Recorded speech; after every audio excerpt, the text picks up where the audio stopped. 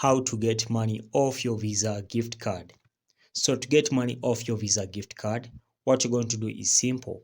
Come to your Chrome website here, then search for paypal.com. So make sure you have PayPal account logged in, or make sure you have a PayPal account that you registered and you verified. So after doing that, just come to details over here.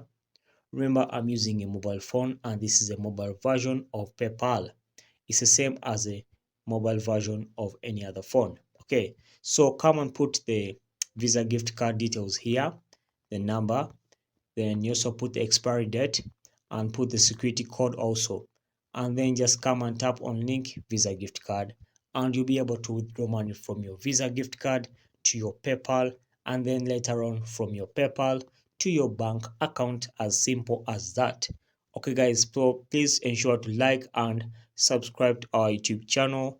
Until next time, we shall meet once again.